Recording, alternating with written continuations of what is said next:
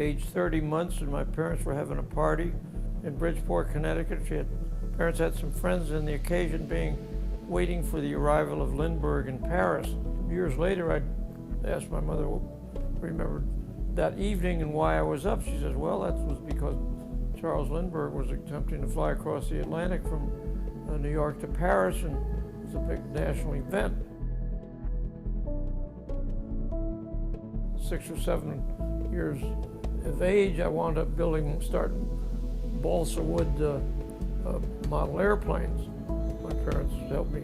You know, you buy a 10-cent kit and you start carving up, so you learn about this and that. So you grow up, and finally, about age 15, I was a master model builder and won 3 trophies at the Connecticut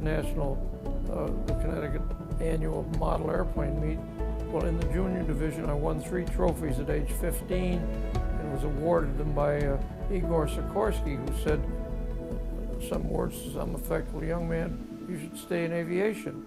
Well, I did stay in aviation because soon the winds of war were blowing pretty hard, and I thought, well, gee, I've always been excited about airplanes and building models, and so it didn't take long to figure out I should probably sign up for the Navy at some point, so I did.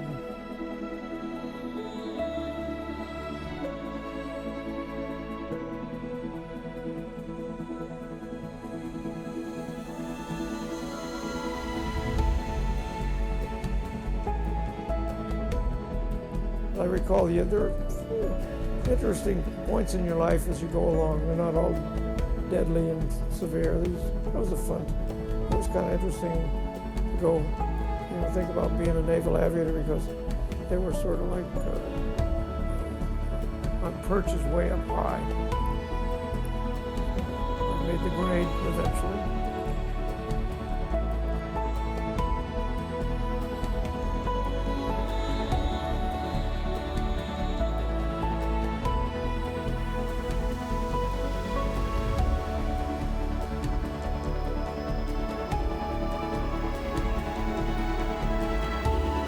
Needed lots of volunteers to get in and fight the war.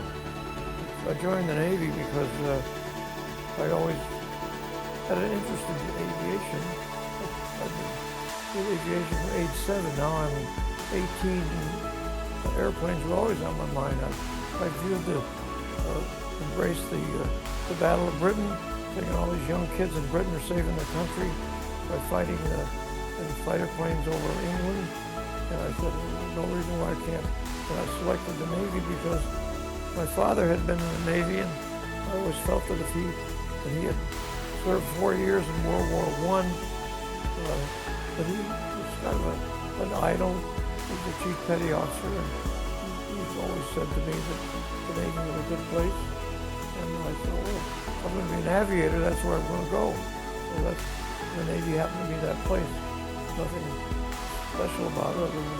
I had a feeling for ships and the whole business of flying. So it was kind of a natural to go into naval aviation.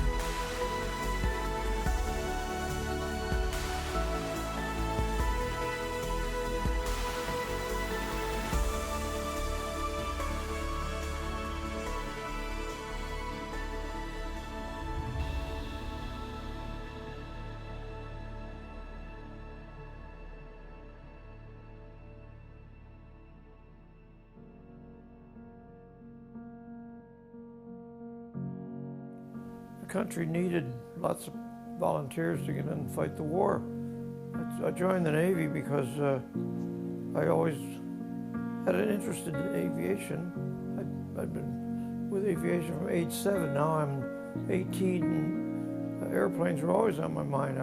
I viewed embraced the Battle of Britain, thinking all these young kids in Britain are saving their country by fighting in fighter planes over England. And I said, well, no reason why I can't. And I selected the Navy because my father had been in the Navy, and I always felt that he had served 4 years in World War I, but he was kind of an idol. He's a chief petty officer, and he's always said to me that the Navy was a good place. And I thought, well, if I'm going to be an aviator, that's where I'm going to go. So the Navy happened to be that place. Nothing special about it other than I had a feeling for ships and the whole business of flying. So it was kind of a natural to go into naval aviation. It was pretty intense. You're in ground school, half the day you're flying, the other half of the day you had to pay strict attention to your instructor, or else you could get washed out. I had a little trouble with the instruction at the time. Had to get some extra attention, some extra period, because the Navy wanted to train those who were eligible to receive training, but if it took too much time to train them, then they were discarded and sent to do something else in the Navy. So I chose not to do that. I gave it my best shot, overcame the obstacles, and went on, never had a problem afterwards. Didn't wind up with great marks, but I managed to meet the standards of the United States Naval Aviation, and I felt pretty proud of that when my wings were pinned on. It's a proud moment, especially when you're still 18 years old.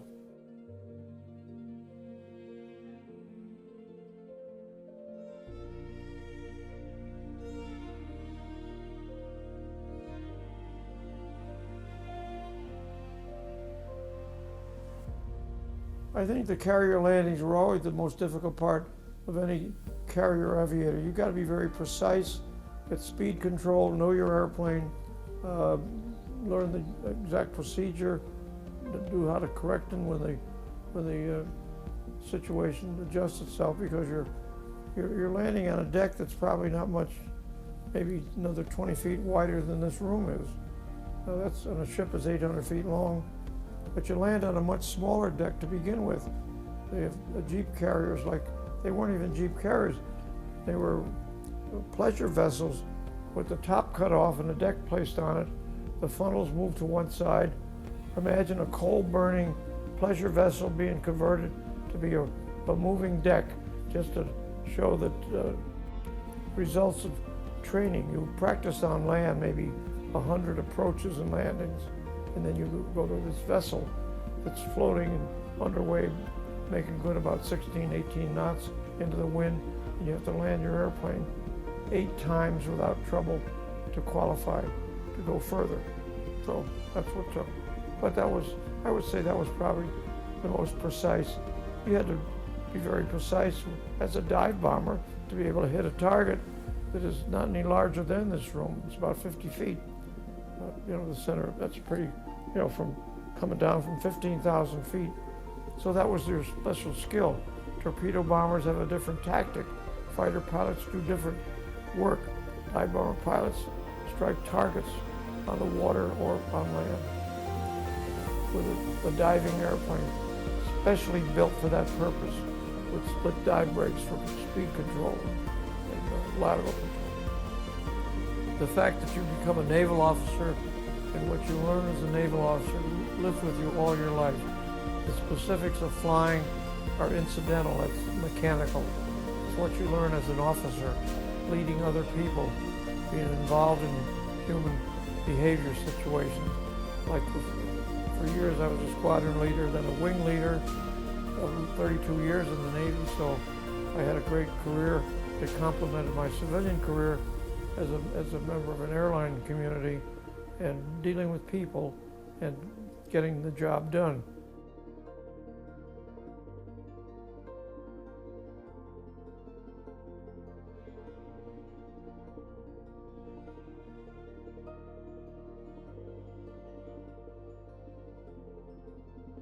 The Navy tried to figure out whether Mike is going to be a good fighter pilot, or Chuck is going to be a good dive bomber pilot, or Joe is going to be a good torpedo pilot.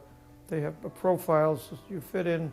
If you're, like, it's called being temperamentally adapted. The Navy way back had studied behavior, trends based on interviews and answering certain questions. So it's like you fit it in where you should. I mean, some guys say, "Oh, I want to be a fighter pilot." Well, you may not have the temperamental adaptability. You may not be quick enough. You may not have the aggression. So I had no problem. But being a successful dive bomber pilot takes skill, courage, stamina, and you're pulling out a lot of G's at the bottom, but you got to be able to know when to release and pull out, because if you're not paying attention, you're going to smack yourself right into the water, and then the whole game is over. It's called target fixation. In the last 500 feet, the target suddenly looms like this.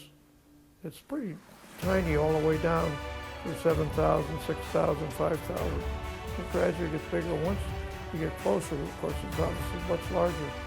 And I went down one day quite low, and I managed to intercept the bomb that had already exploded in front of me. It didn't kill me, it didn't damage my airplane terribly, but it damaged it enough so that I had to go back to the ship all alone with my gunner on the longest flight I ever seemed to be, because I was leaking oil.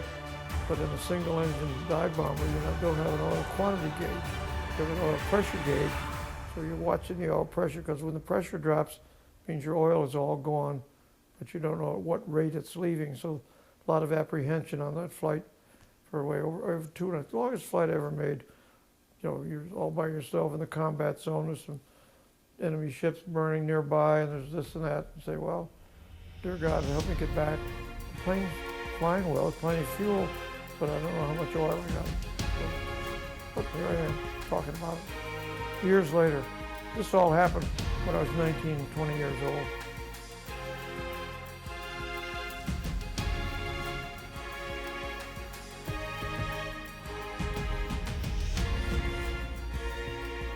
Situation with January 21st, 1945, 3rd Fleet under Admiral Halsey was in the South China Sea. On our way out that evening, the Admiral decided he was going to strike Formosa early in the morning, but the fleet was only 80 miles into the Pacific Ocean from the enemy, which is very, very close. Normally we're at least 200 miles from the enemy when we launch an attack.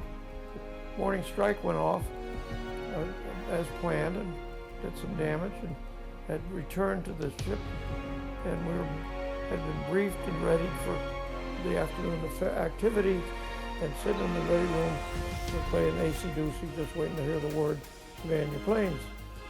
All of a sudden we hear some 40 millimeters going off, and all of a sudden I hear a belated GQ over the loud horn, just all coincidental, and a huge hit, and the ship is shaking, and the lights go out, and black smoke comes in.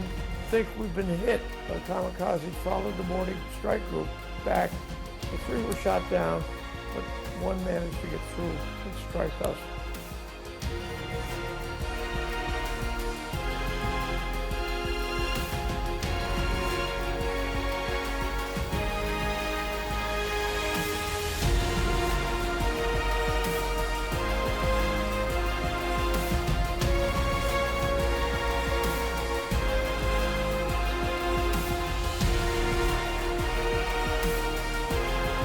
Unprepared, sailing along, away from the battle zone. Obviously, then we felt the ship going to enlist. In about maybe 40 minutes, we got the fire out. So I get up to where my airplane was. He'd escaped from the ready room, which was all full of smoke. Shook me all up. I didn't get hurt, but I was knocked down off the deck. Our fire had subsided mostly, but we were still crippled. We were still underway, but maybe 20 knots.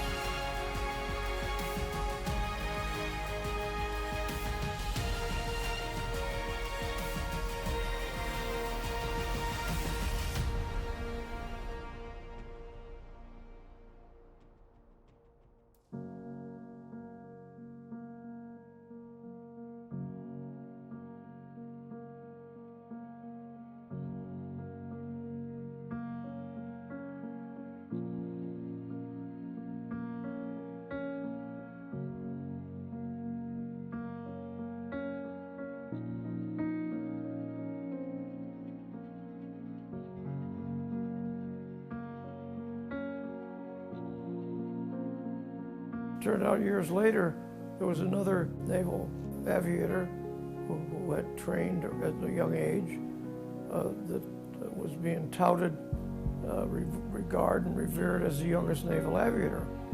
Well, about 1983, years and years later, because during wartime, who cares how young you are, who's youngest, that wasn't it.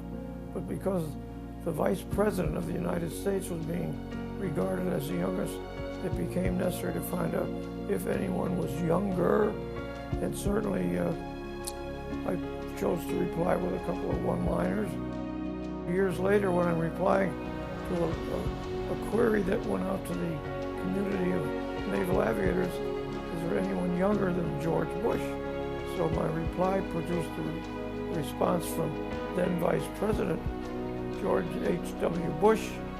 Dear Captain Downey, I salute you as the youngest naval aviator that I know of. I'm sure your days in the Navy were great, like mine. Sincere best wishes, George Bush. I said, wow, what a neat testimony that is. But I didn't think much of it. People who saw me, my friends said, are you going to meet him? I said, well, I hope to one day. Well, one day took a lot of years to get to, and I found the opportunity years later. It happened to be 2016, and I was able to arrange for a meeting with him, bought an airline ticket, went to visit him, had a brief visit, maybe a long visit, really, about 35 minutes, greeted by his First Lady. By this time, he has been a president, so I felt very honored to be in the very presence of a United States president, especially one who's a fellow naval aviator who also graduated while he was 18. So he was younger, the youngest naval aviator for maybe a half a month. Then I came along, but no one, it was not important. It's only years later you look at the history. So sure, statistically, I happen to be younger. I says, I'm not going to seek a meeting with the President of the United States just to walk up and say, here, I'm the youngest. I wanted to meet him because we had in common the two things. Graduated while we were 18, got commissioned, wore the wings, went on to become decorated combat persons in naval aviation. He flying a torpedo bomber, me flying a dive bomber in separate squadrons, separate events, and we had this commonality that we were the two youngest. Not necessarily that I was younger, it didn't matter. It doesn't even matter today. Important occasion in my life, and I think in his too. A little known statistical event, but important in the lives of two people.